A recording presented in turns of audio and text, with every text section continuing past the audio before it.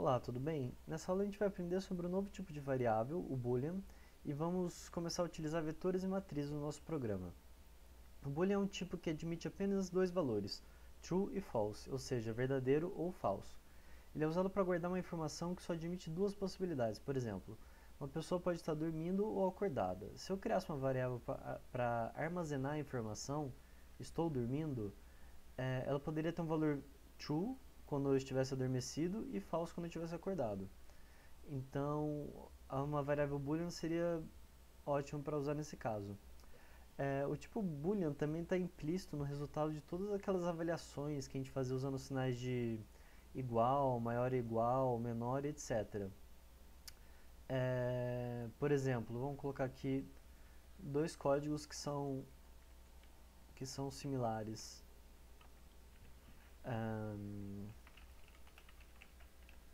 Criar um boolean chamado fome, falar que fome é true.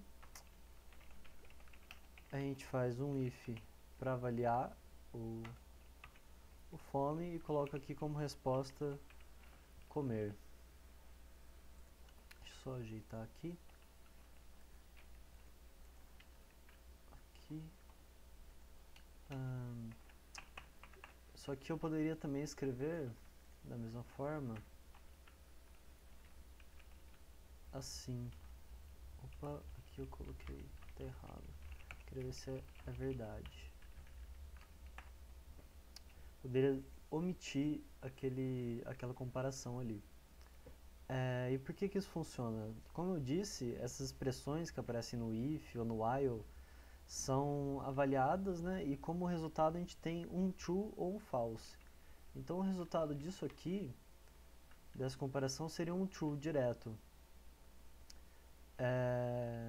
Então se eu tivesse qualquer outra coisa assim, por exemplo, isso também vai ser avaliado e vai se tornar um true. E aqui nesses dois exemplos não era nem preciso fazer então a comparação, pois eu já tinha um boolean desde o início, não preciso passar desse formato aqui, que vai avaliar como um true, e aí entrando o verdade, aqui que é a resposta sim, né, para aquela pergunta, 10 maior que 5, isso aqui é verdade, ou seja, uma resposta sim, e aí o programa entra e realiza essa ação. Então, um bom uso para o Boolean pode ser o de flag, seria, né, como se fosse a bandeira que indica que alguma coisa aconteceu. O flag torna-se verdadeiro quando algum evento ocorre. Então, eu posso usar um boolean que está em falso, por exemplo, e aí quando eu capturo essa situação, eu faço uma atribuição e transformo ele em verdadeiro. Bom, agora vamos falar um pouco sobre matrizes. As matrizes em programação são exatamente como a gente vê as da aula de matemática. Um uso bem comum para elas é que elas sejam usadas como uma tabela de informação, uma tabela para guardar a informação, para organizar a informação.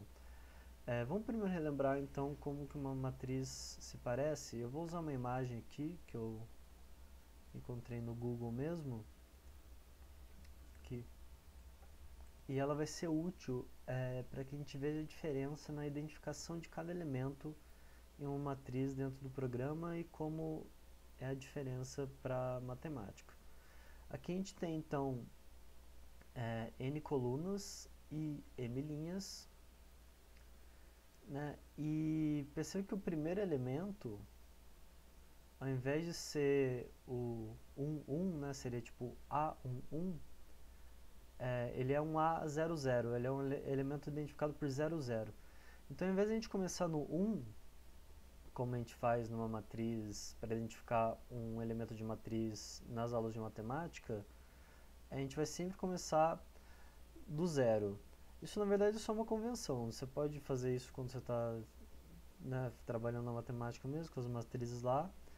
E só que em programação tem essa coisa de que você começa no zero ao invés de começar no 1.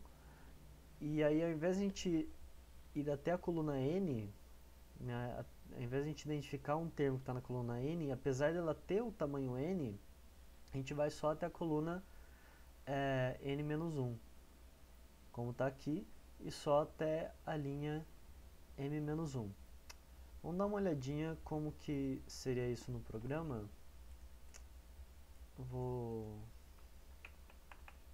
declarar então uma matriz de inteiros e vamos ver como é que isso aparece aqui. E o que foi feito aqui? Na primeira parte, essa daqui, eu declarei o tipo, né, que seriam os dados que estariam dentro da matriz, e através dessas duas chaves eu disse que isso seria uma matriz, né? Então tem o int do inteiro e as duas chaves dizendo que seria uma matriz. Então eu guardaria os dados em duas dimensões. Em seguida vem o nome dela, né? O nome arbitrário que eu escolho, assim como eu escolho o nome de qualquer variável. Então vem a criação de fato da matriz com o new aqui, de novo colocando o tipo dela, e dessa vez eu declaro o tamanho dela. Então aqui eu estou dizendo que ela vai ter 10 linhas por 10 colunas. Então aqui eu declaro o tamanho da minha matriz e eu então vou saber quantos elementos ela vai conter, que é a linha vezes o número de linhas vezes o número de colunas. Então ela vai ser uma matriz de 100 elementos. E como que eu acesso o primeiro elemento dessa matriz que eu acabei de criar? Isso vai poder ser feito da seguinte maneira.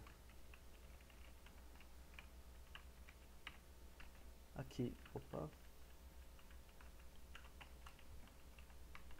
Esse aqui vai ser então o primeiro elemento dessa matriz que eu criei aqui. E agora para a gente pegar o elemento da primeira linha e da última coluna, qual que vai ser? Vai ser esse aqui, como eu disse, aqui no nosso programa, a nossa matriz não vai até a coluna n, vai até a coluna n-1. Então, se a gente tem n colunas, que aqui no caso seriam 10, são 10 colunas menos 1, então a gente vai até a nona coluna, por causa do zero. Como a gente adicionou zero contando com a coluna, então nós continuamos com 10 colunas, só que o índice que identifica a última coluna, ao invés de 10, ele é 9. E para a gente pegar a primeira coluna da última linha é assim, e para a gente pegar o último elemento, que ele fica na ponta, que ele está na última linha e na última coluna, é assim que a gente faz. Então é assim que você pega elemento a elemento na sua matriz. Evidentemente aqui varia de 0 até 9, né? Pode assumir qualquer valor, 5, 3 até o 9.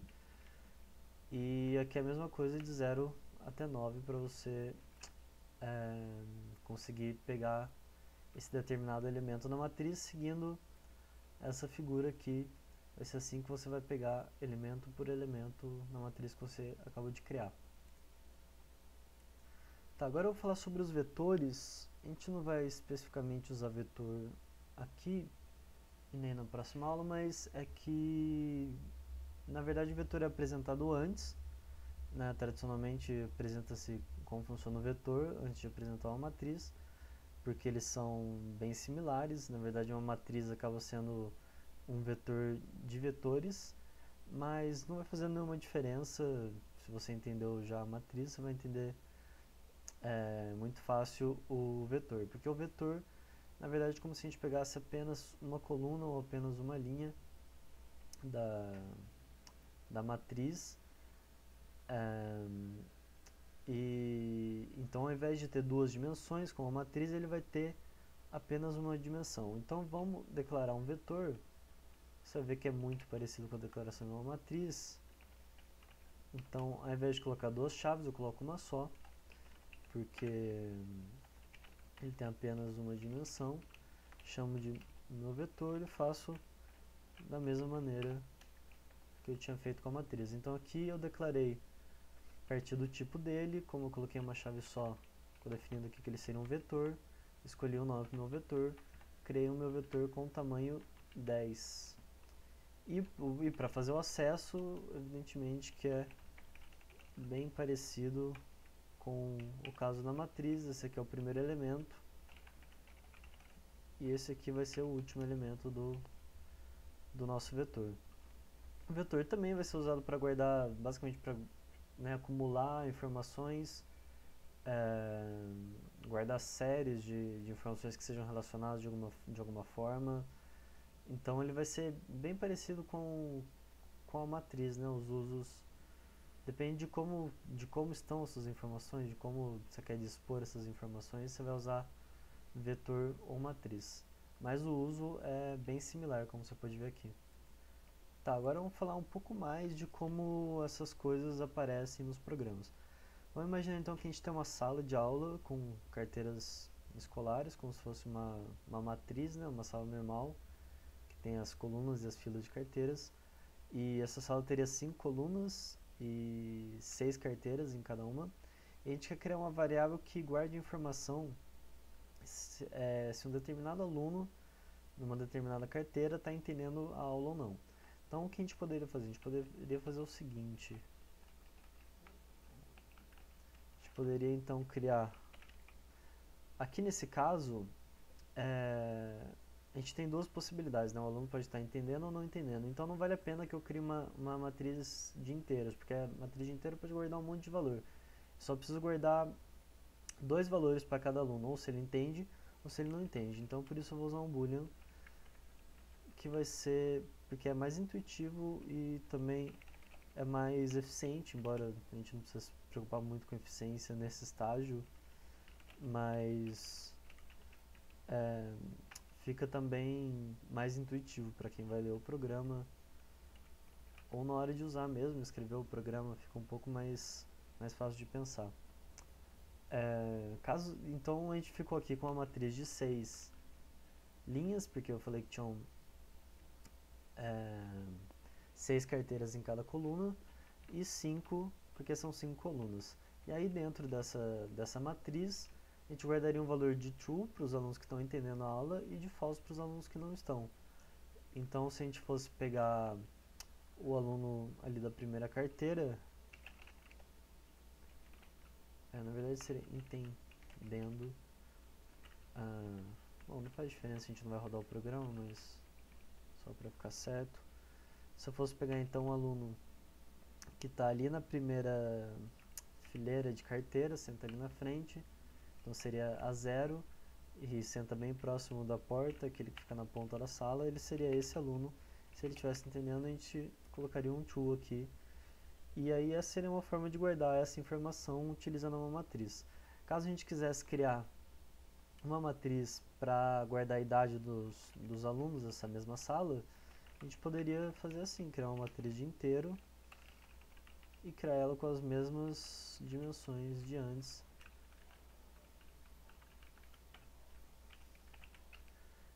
E seria uma matriz idêntica dessa vez, guardando outras informações. Vamos agora aplicar, realmente rodar um programa. Vamos construir os bloquinhos, assim como a gente fez na aula passada, mas dessa vez a gente vai usar a nossa matriz, a gente vai usar o auxílio da matriz. Ela vai nos ajudar a ter um maior controle sobre o que a gente for construir. A nossa matriz vai dizer se um bloquinho vai existir ou não, nesse caso aqui. Ela poderia guardar outras informações sobre o bloquinho. Então você vai ter uma matriz, vamos escolher de 4 linhas e 8 colunas, e na sua tela você vai ter que desenhar os bloquinhos seguindo a informação nela. E qual tipo de matriz a gente precisa para guardar essa informação, de que existe um bloquinho naquele lugar ou não? Bom, tem só 2 opções, então você já sabe que tem um tipo que é mais conveniente para fazer essa tarefa. E você também pode usar outra matriz, como eu fiz aqui com essa matriz idade, para guardar outro tipo de informação sobre o bloquinho nelas e utilizar na hora de construir. O exercício é bem parecido com o anterior, você vai precisar de 2 loops também. Lembre-se de atribuir valores iniciais para sua matriz, e loops aqui também vão ser bem úteis para fazer isso. E faça uma tentativa de me ver fazendo, pode pausar o vídeo agora e tentar, e daqui a um tempo eu vou mostrar como que eu faria isso. Bom, vou apagar aqui.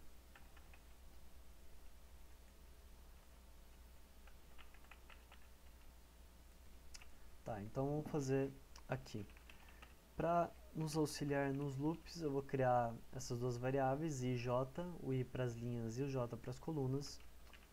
Para controlar a existência ou não dos nossos bloquinhos, eu vou criar uma matriz boolean com 4 linhas e 8 colunas, que é a quantidade que a gente queria de bloquinhos. Eu vou criar também uma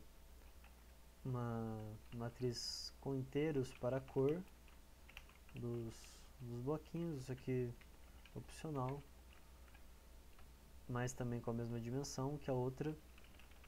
Vou criar duas variáveis para controlar a posição dos bloquinhos na janela na hora de desenhar, para ficar mais claro, e também duas das características dos bloquinhos. Bom, então a gente vem para o setup e a gente precisa declarar valores iniciais, né, no setup. Então a gente começa com o tamanho para nossa janela, pode colocar um background também. A gente vai definir uma altura do nosso bloquinho, também uma largura inicial, e a gente precisa iniciar as nossas matrizes, né? Vamos iniciar as duas matrizes de uma vez. A gente pode usar o mesmo loop, então a gente vai usar um for, que a gente sabe muito bem o que a gente está, por onde a gente quer iterar, né? As repetições que a gente quer fazer. A gente vai, como eu disse, a gente vai usar o i para linha, então o i vai caminhar do 0 até o 4, porque eu tenho 4 linhas na nossa matriz, nas nossas matrizes, que são duas. Então esse primeiro for vai passar pelas linhas, mas como eu preciso também pegar as colunas, porque eu quero passar por todos os elementos, eu faço também um for para o j, e dessa vez com 8, porque são 8 colunas, variando 1 a 1, variando 1 a 1, que eu quero passar por todos os elementos, sem pular nenhum elemento. Aí eu pego a bloquinhos e tenho o i como a linha, tenho o j como a coluna, e vou definir todos como true, que eu quero que todos os meus bloquinhos apareçam. Então eu vou ter essa matriz com 4 linhas e 8 colunas, e estou colocando o valor de true em cada elemento dela. Vamos começar fazendo assim, depois se a gente quiser modificar alguma coisa, a gente vê como é que ficaria. E para cor, para cada elemento, novamente passeando por cada elemento da mesma maneira que ali em cima do bloquinhos, eu vou fazer 50 vezes i, para que, assim como o i é constante, né, para cada linha, então cada linha vai ficar com uma cor diferente. Assim, é arbitrário, eu coloquei 50 vezes i, não sei muito bem qual que vai ser o efeito disso lá, mas eu sei que vão ficar diferentes cada linha. Bom, e é isso. Está iniciada a nossa matriz, agora a gente vai para o draw, que é onde nós vamos ver as coisas acontecendo. A gente começa com o background, para que as coisas não fiquem com aquele aspecto arrastado. E agora eu vou desenhar os bloquinhos novamente com dois loops. Vai ser bem comum quando você estiver trabalhando com matriz, esses dois loops que passam, né, através de todos os elementos delas. São necessários dois, porque são duas dimensões.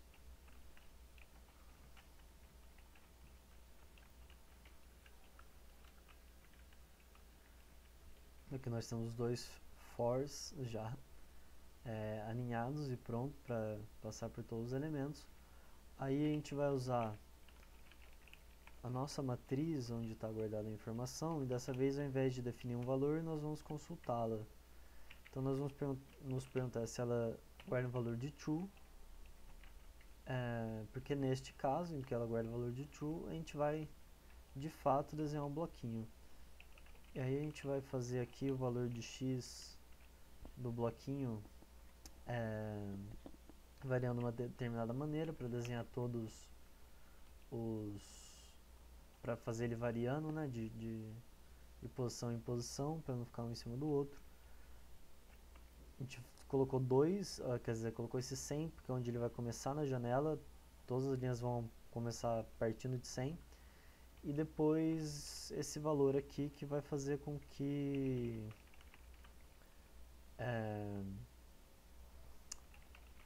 o bloquinho não fique todos em cima dos outros, né? Ele vai ter um deslocamento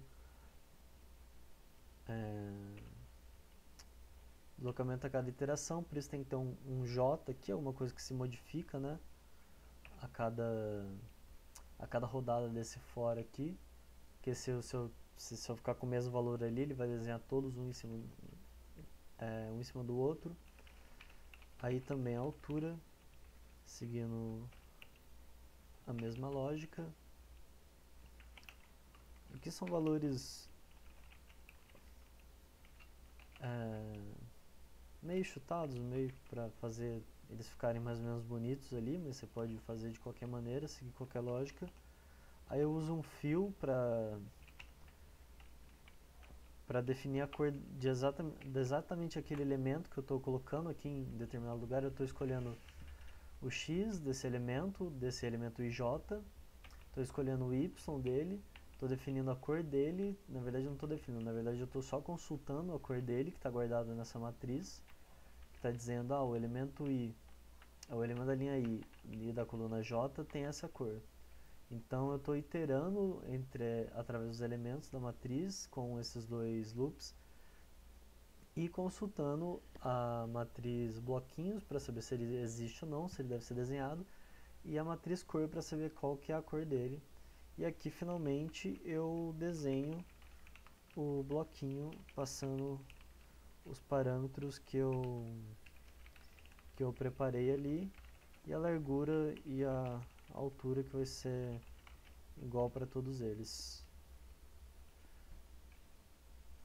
E eu acho que é isso. E agora falta só rodar para ver se ficou certinho.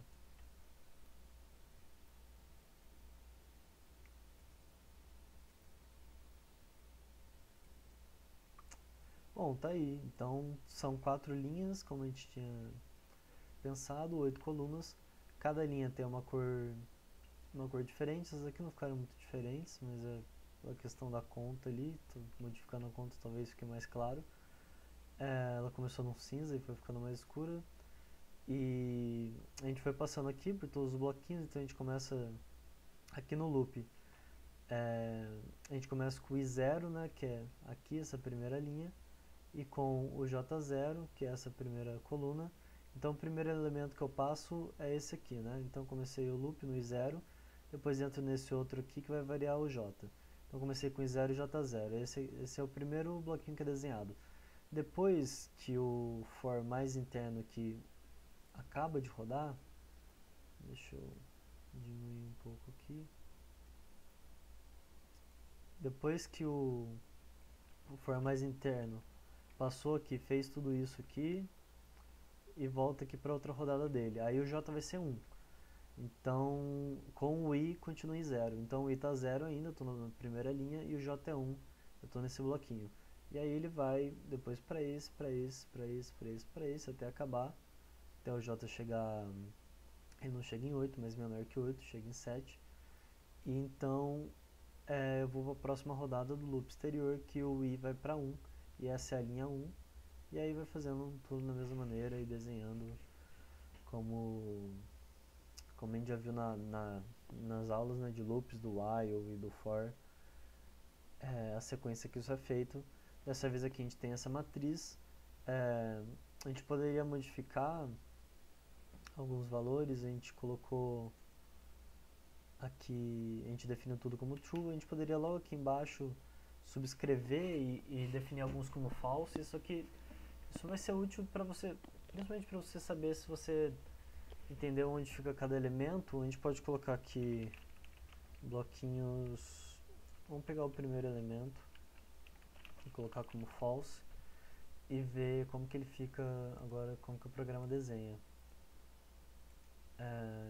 Então essa modificação aqui é útil para você pensa num bloquinho e definir ele como false e ver se ele realmente desapareceu. Então quando a gente definiu o 00 como false, ele deixou de aparecer aqui, porque ali embaixo aqueles dois loops verificam, né, se aqui está como true, se é para esse bloquinho ser desenhado. Como está como false, ele não desenha, passa para frente e desenha os outros. A gente pode fazer isso com outro bloquinho, por exemplo, aqui a linha com I2, aqui é a coluna 0, 1, 2, 3. Então vamos pegar da linha 2 e a coluna com I2 e J3. Vamos ver se vai desaparecer o bloquinho que a gente está pensando que vai desaparecer. Opa.